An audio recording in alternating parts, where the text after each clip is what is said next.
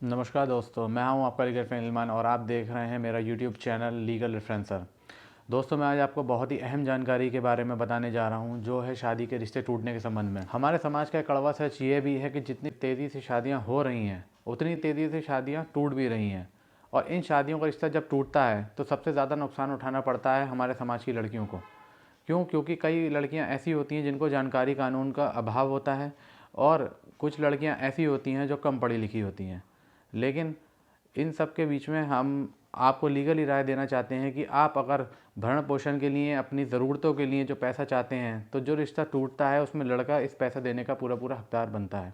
अगर वो लड़का काबिल है, समाज की नज़रों में सही है, आपका काम उसका सही है और वह काम इस तरीके से करता है कि वो रोज़ाना कमाता है, तो उससे आप भरण पोषण की मांग कर सकती हैं। जी हाँ, ये हमारे निर्धारित है हमारे सीआरपी सेक्शन 125 में, जो हमें प्रावधान देता है कि न्यायालय द्वारा आप भरण पोषण की मांग कर सकती हैं। सीआरपीसी सेक्शन 125 में जाकर आप भरण पोषण की मांग कर सकती हैं, चाहे वह माँ बाप हों, बच्चे हों या फिर उनकी बीवी हो।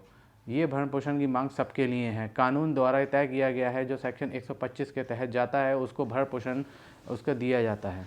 इस आदेश के अंतर्गत यह देखा जाता है, यदि कोई व्यक्ति सक्षम है और हर तरीके से फिट है लेकिन वो उसका भरण पोषण अपने माँ बाप, बीवी बच्चों को नहीं दे रहा है, तो बीवी, माँ बाप या बच्चे उसके न्यायालय में जाके सेक्शन 125 के अंतर्गत जाके भरण पोषण की मांग कर सकते हैं और न्यायालय इसके आदेश पारित करता है, जिस वजह से आपको अपना जीवन व्यतीत करने के लिए कुछ पैसा प्राप्त किया जा सकता है।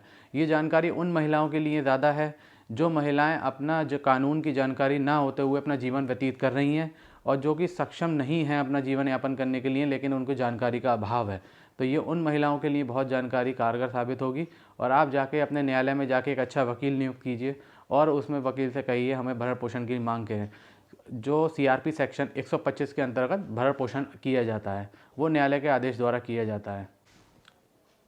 दोस्तों, इस जानकारी को ज़्यादा से ज़्यादा शेयर कीजिए ताकि ये जानकारी ज़्यादा से ज़्यादा लोगों को प्राप्त हो सके और अपना जीवन यापन वो अच्छे से बिता पाएँ।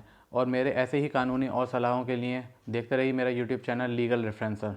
Thank you.